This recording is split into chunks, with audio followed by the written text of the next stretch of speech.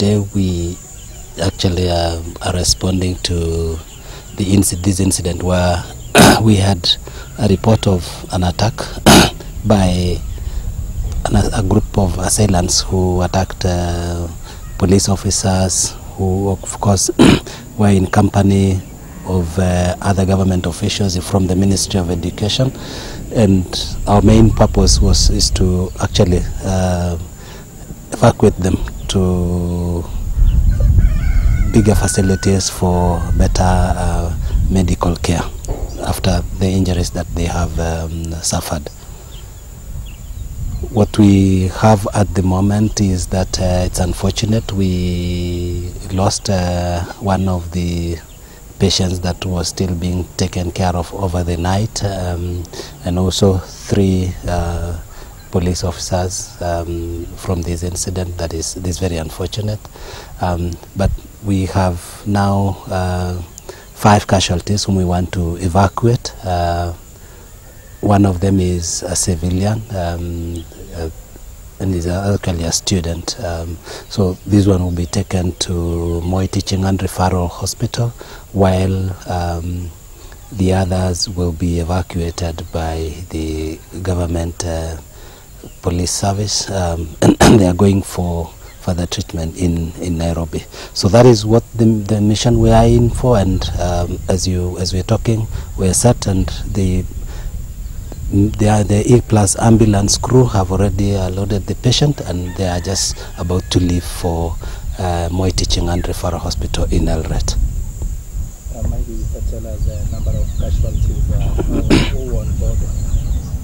Well, we don't have the very facts on who actually was at the scene at the time, but we are aware that of these 5 critical patients that we are now having, and of course the one I've mentioned that is already being loaded to for Moi Teaching and Referral Hospital. But from the officers that we've met is that quite a number of others also sustained other injuries, which have been managed actually at the facility. So once we have an assessment of the patient, then I'm sure that team will make a determination as to who will need further referral, if any, in addition to the numbers that we already have. Well, as we passed by and having met even the Assistant County Commissioner, the exams are ongoing, and I'm made to understand that the officer who was involved was actually in the monitoring process. So these may not have really had the direct impact on the examinations, but if there is any, then I'm sure the Ministry of Education officials are working on every mechanism to make sure that they bridge the gap that may so arise.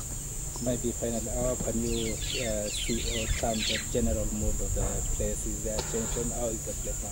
I think generally you would see a lot of concern. We've passed Kapeda, and you would find community groupings, everyone really asking what the fate is for the casualties, and from this kind of attack that really did not seem to have had we don't know really the reason for this, and therefore it just keeps the community in the guess, and it creates fear.